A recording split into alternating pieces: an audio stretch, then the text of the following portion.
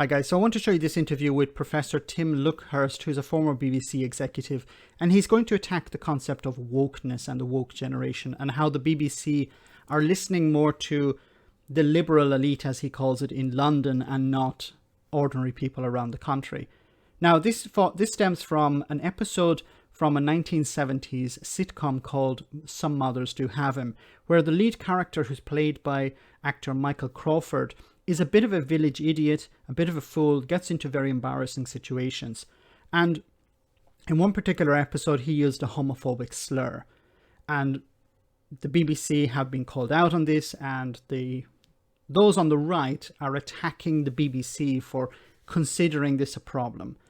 Now, I consider wokeness as common decency, basically. In the past, it was fine, it was considered okay to punch down. The gay community, they have no power. It's fine. You can make jokes about them because they can't respond. Immigrants, you can make jokes about them because they can't respond either. And now that people have a platform, people actually have a bit more power and they're able to respond. Those who used to be punching down or want to continue to punch down realize that they can't do that anymore, that someone is actually able to respond. And they have a problem with that. So you're going to hear Tim Luckhurst complain about this, and then I have some more comments after that.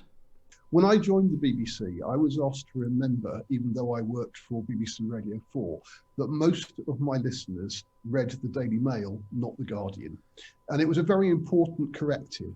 And it made me think about the sort of output that my audience might want to listen to and might enjoy. I think that generation, my generation perhaps, have been replaced by a very woke generation who are not entirely in touch with the way that other members of their own community think and feel about issues. And I think there's a really powerful need for the BBC to broaden its recruitment, to take people in from a wider range of backgrounds, and yes, to remind them of that need to be aware of the fact that there are many, many intelligent, thoughtful Britons who don't share their view, people who voted to leave the European Union. Sorry, what has leaving the European Union got to do with wokeness? There seems to be this attempt to always bring Brexit into the discussion. Anyway, let's continue. People who are working class conservatives, if you like, who are not common in the metropolitan parts of London that you describe, but then London is a very atypical part of Britain. I live here in the northeast, where I have a big problem with this attempt to paint London as not British. Now, maybe I'm exaggerating in my response here, but there seems to be an attempt on the right to convince people that London is not British, it's not English. It's something atypical. It's not part of the country in a way. And because it's not part of the country, it should be ignored. We have red wall seats which have turned into Conservative seats. Red wall seats that have turned into the Conservative seats. Do you understand why? Why did people in the so-called Red Wall vote for the Conservatives? Because they were lied to by Boris Johnson. One aspect of it is because of lies. The other aspect is because of how Jeremy Corbyn was painted in the media, whether it was correct or not. That had a massive influence on how people voted. So you're saying that people who were lied to, people who voted for something that would destroy their own country, these people need to be listened to more. Is that what you're advocating for? We need to listen more to racists. We need to listen more to people who are gullible. We need to listen more to charlatans.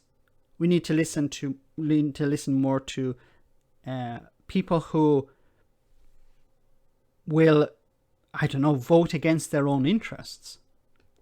And we have to be aware that opinions are changing, that old loyalties are shifting, and that the views of the metropolitan elite are the views of a very small minority. They may be very clever people, they may be very well-meaning, but they certainly do need to be more closely in touch with perspectives of people who don't share. Once again, I don't understand what he means by this metropolitan elite. When it comes to wokeness, I have to go back to the point I made earlier. I consider this common decency. You know, in the past, we used language to describe black people. The black people at the time didn't like to be called that, but they had no power. They had no way of responding to the media. They just had to go along with it. Now that they have a bit more of a platform, they're saying, please stop calling us that. We don't like to be called that name. I'm from Ireland. As most of you know, in the 1970s, 1980s, Paddy was used as a slur against Irish people. Now, it's important to understand the context. If you know me, if I know you, if we're friends, you can use this term and I'm not offended by it. But if you're somebody I don't know and you're using this term, then I consider it something negative. I have a problem with it and I prefer you not to use it. And I think we can apply this to all sorts of situations. I'm sure Tim wouldn't mind being called something if it's by his friends, family, or people who know him. But he wouldn't like that name being used against him by someone like me, who doesn't know him. So I think it's important to remember the context and treat people with respect. And I think wokeness is just asking for respect, asking for common decency to be returned. Let me know in the comment section, guys, what you think. As always, your comments are greatly appreciated. Thanks a lot. I want to say a big thank you to all of my patrons. You ensure that this channel continues to exist. I'm eternally grateful for all of your support. If you join Patreon, you will receive instant access to our Discord server, where we have both audio and video chats. You can chat with me and other patrons, where we discuss important and non-important issues. Becoming a patron per month costs about the same as a large coffee, so why not check it out?